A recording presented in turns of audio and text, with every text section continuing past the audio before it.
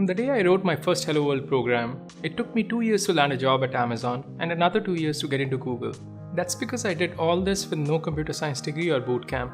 I made countless mistakes along the way, which made my path to become a software engineer longer than it should have been. I watched countless YouTube tutorials, paid for numerous Udemy courses, and spent hundreds of hours learning things that didn't add any value. If I could go back in time and undo all the things that don't work, I would be in the exact same situation as today within 6 months of starting programming. That's exactly why I made this video. Today, I'll remove all the useless fluff and give you the fastest path to go from a beginner to a full-time software engineer. Before I begin, there are 3 major mistakes that can slow down your progress to become a full-time software engineer.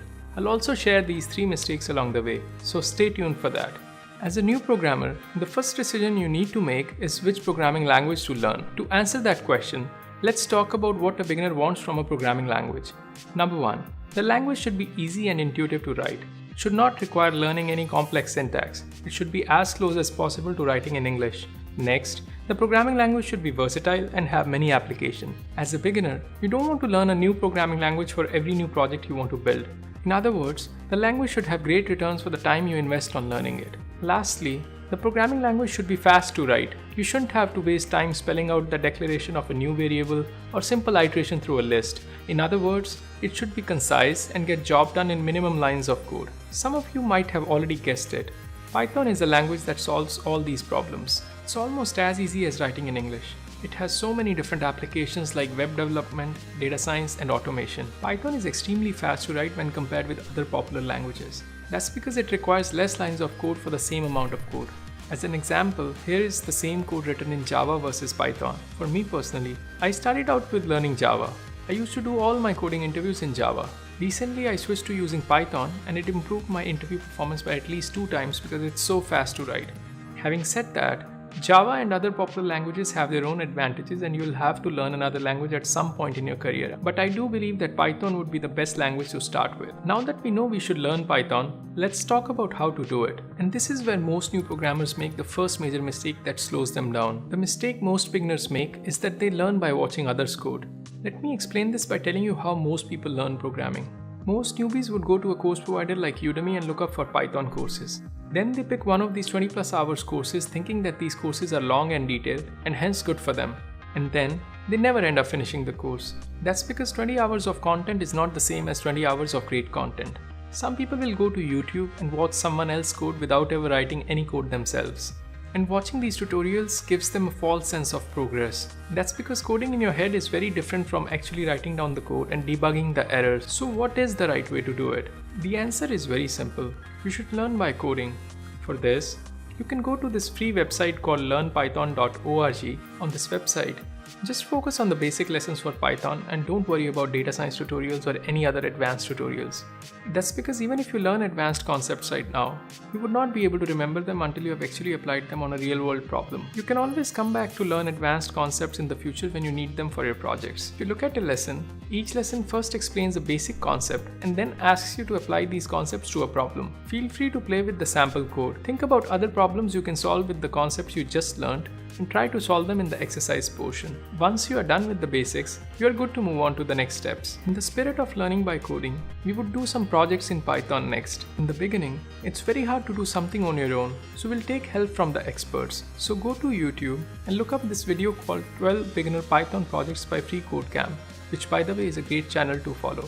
In this video, they built 12 beginner Python projects from scratch. These projects include building Mad Libs, Tic-Tac-Toe, Minesweeper, etc. and all of them are very interesting. They walk you through the implementation of all these projects step by step, making it very easy to follow. But before you start watching this tutorial, there are 2 things you should know. 1. You should not watch this tutorial casually. Follow along if you really want to learn programming and become a software engineer. To follow along, you would need something called Integrated Development Environment or IDE to build these projects. IDE in simplest terms is an application where you can write and run your code. There are several popular IDEs for Python. This tutorial uses VS Code, so you might want to download VS Code and set it up for Python before starting on this tutorial. Once you have completed this tutorial, you are ready to work on your own projects. Working on building your own projects will help you in multiple ways. Number 1. It will introduce you to how software engineers work in the real world. You will write code that will fail and you will debug it and repeat it over and over again. This is exactly what a day in the life of a software engineer looks like. Number 2, you'll build a portfolio of projects by doing this. You can host your code on GitHub and put the link in your resume. This will help you attract recruiters and get your resume shortlisted. Lastly, building your own projects will give you confidence that you are ready to tackle new challenges as a software engineer. But what kind of projects should you work on? You can think of any projects that you find interesting, but here are some examples I found. You can build a web crawler, or an alarm clock, or maybe an app that gives you a Wikipedia article of the day. Some example projects that I built were a spam filter, an algorithmic trading engine, and an e-commerce website. Now you have a great resume and you are confident about your programming skills. Let's start applying for software engineer positions. Wait a second. This is actually the second major mistake new programmers make. You see, in an ideal world, having good programming skills and a great resume is all you should need to become a software engineer. But unfortunately for us, tech companies like to play games with us in the interviews.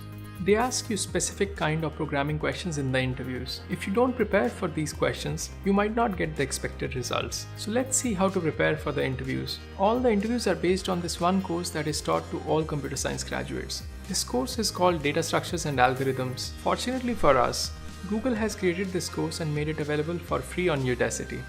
And the best part is that this course is taught in Python. In this 4-week course, you'll learn about different algorithms related to searching and sorting.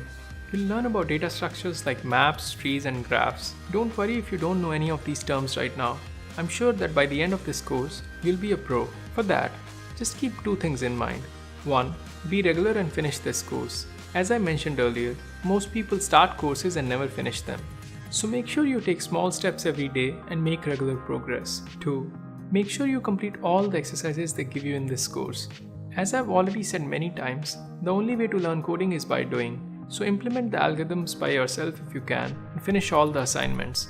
Trust me when I say this, when it comes to interviewing for entry-level jobs, this course is the only difference between you and someone who dropped more than $100,000 on a computer science degree. So if you finish this course, you'll be pretty much on par with someone who has a CS degree when you interview. After completing this course on data structures and algorithms, you have all the foundation knowledge you need to tackle the interviews. In order to sharpen your interview skills further, you need to practice some questions that have been asked by tech companies in the past. For that, you should use this website called LeetCode. On LeetCode, you will get interview-style questions. You can write your code and test your solution right there on the website. LeetCode is great for beginners because all the questions are tagged easy, medium, or hard based on difficulty level. If you get a premium subscription of the website, you can also filter questions by the tech company that asked them in the past interviews. You should start with easy questions and keep working on them until you can solve them in 45 minutes. Once that happens, you can move on to the medium questions. When you start solving mediums in 45 minutes, you can start applying for software engineering jobs. If you are lucky, you'll get the job right away. For most people, it will be a process full of disappointment and rejections. And this is where they make the third and the biggest mistake of all. They quit. The main reason people give up early is because they overthink and complicate the interview process. After every rejection, they replay the interview over and over again in their head to figure out why they failed and take every rejection personally. To avoid this, stay inside your circle of control and try to influence the outcome of your interviews, but never get tangled in the things that you can't control. In other words, do your best to crack the interviews, but try to be detached from the outcome of the interviews.